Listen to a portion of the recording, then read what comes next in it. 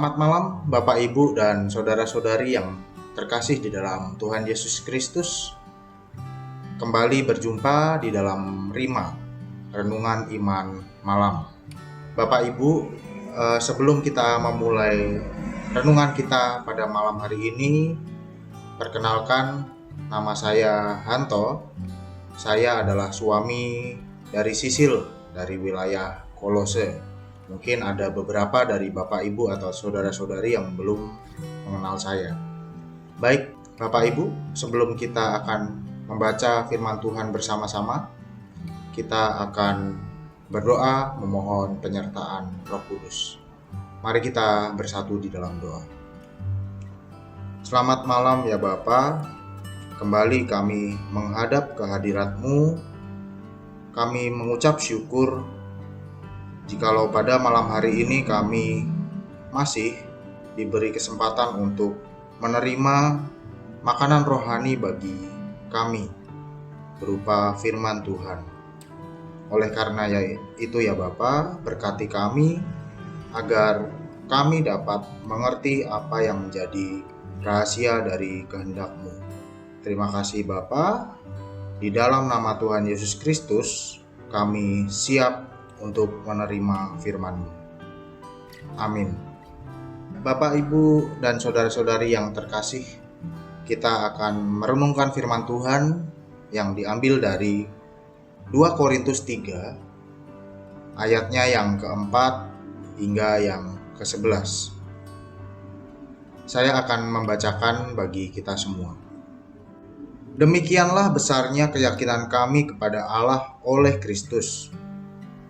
Dengan diri kami sendiri, kami tidak sanggup untuk memperhitungkan sesuatu seolah-olah pekerjaan kami sendiri. Tidak, kesanggupan kami adalah pekerjaan Allah.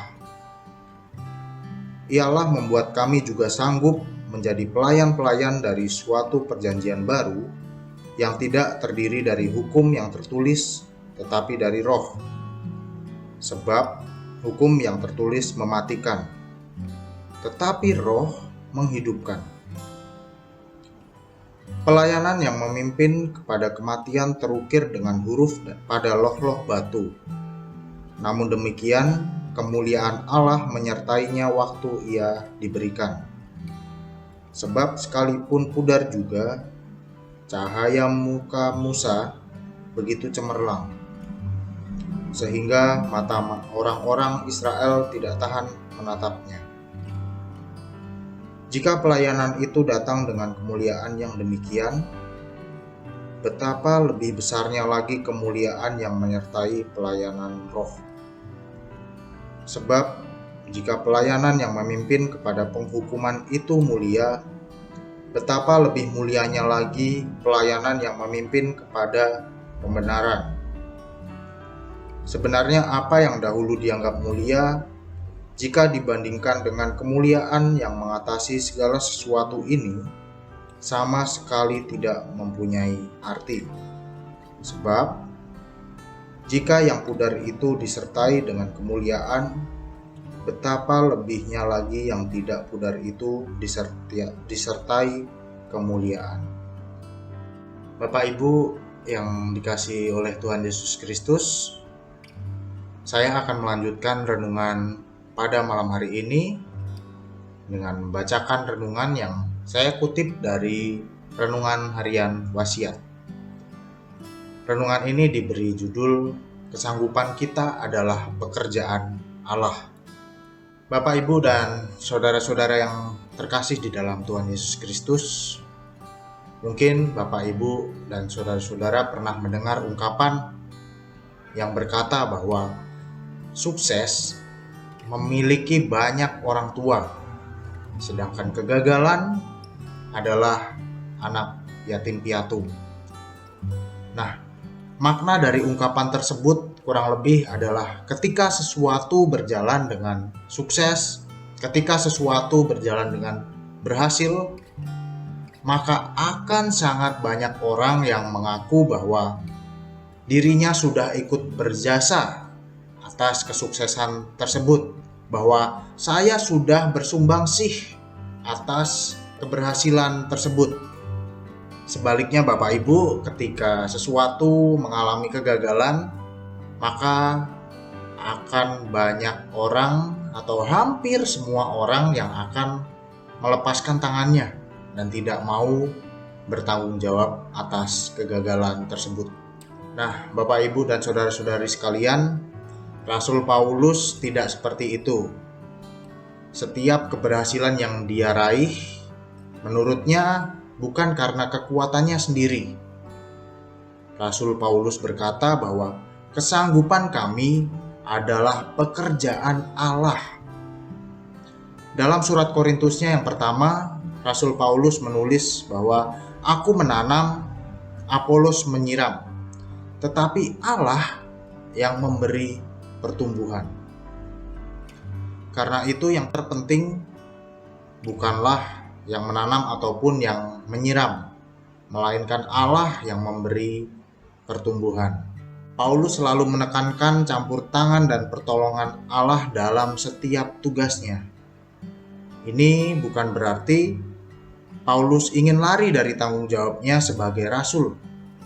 Sebaliknya, Rasul Paulus ingin mengakui bahwa semua kesanggupan dan kekuatan dalam melakukan semua pekerjaannya sebagai rasul adalah berasal dari Allah.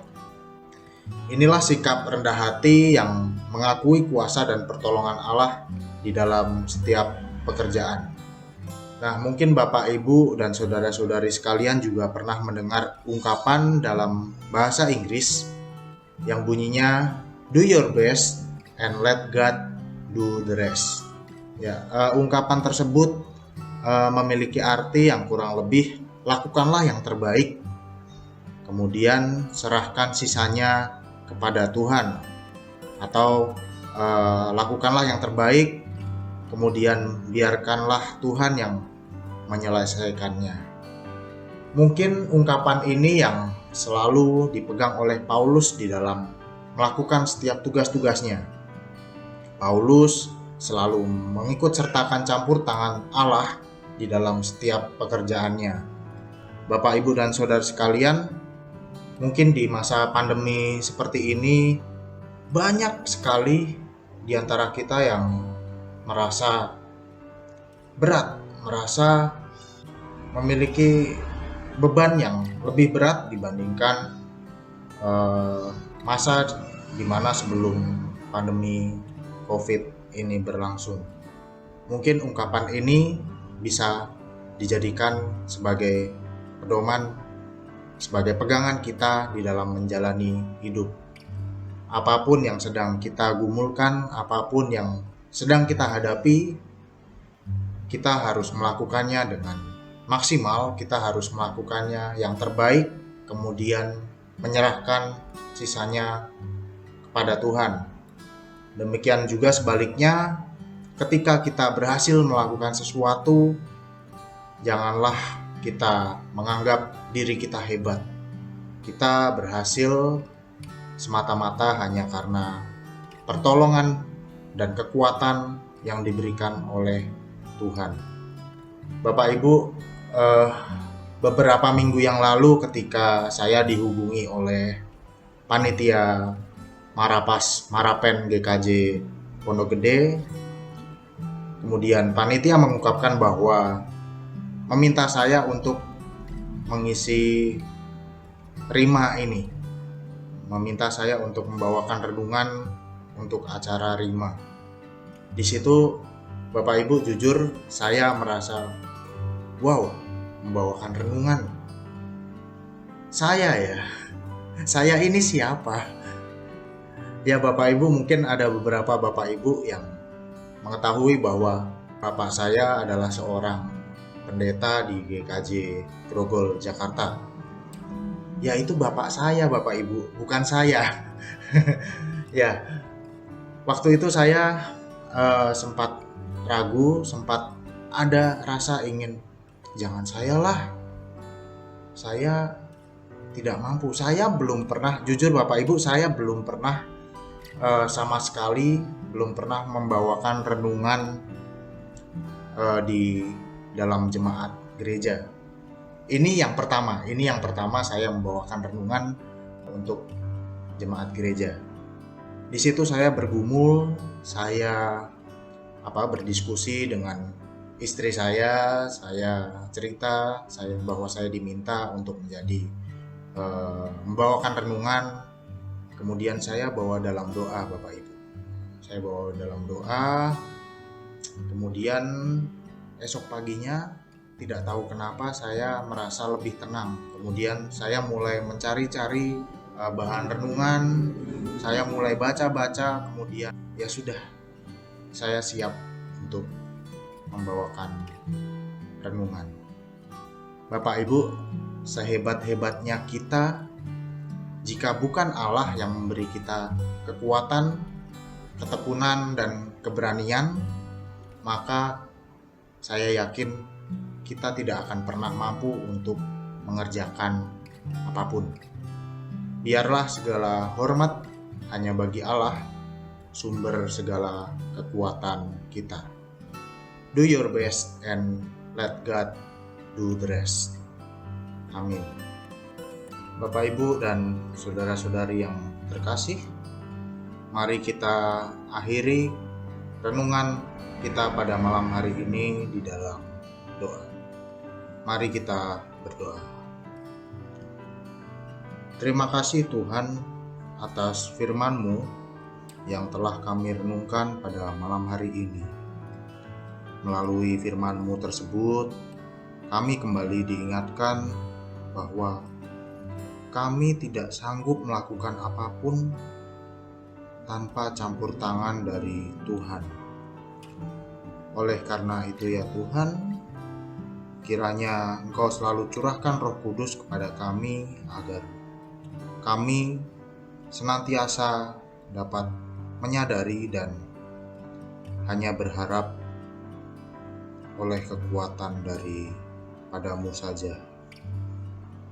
Ya Bapa, kami juga berdoa bagi bangsa dan negara kami, bagi dunia, terkhusus di dalam menghadapi pandemi COVID yang masih terus berlangsung. Kiranya Engkau menyertai dan memberikan kekuatan kepada pemerintah, terkhusus bagi pemerintah bangsa Indonesia di dalam menghadapi pandemi ini. Kiranya Engkau memberikan Roh Kudus kepada mereka agar mereka dapat melewati dan mereka dapat mengatur segala sesuatu untuk menyelesaikan segala permasalahan di dalam menghadapi pandemi COVID-19 yang masih berlangsung ini. Ya Bapa, kami juga teringat kepada saudara-saudara kami yang mungkin di dalam kelemahan tubuh sedang sakit. Kiranya Engkau senantiasa memberikan sukacita iman yang besar kepada mereka, agar di dalam kelemahan tubuhnya mereka tetap berpengharapan penuh hanya kepada-Mu saja. Berikan kekuatan juga kepada anggota keluarga yang senantiasa mendampingi dan merawat.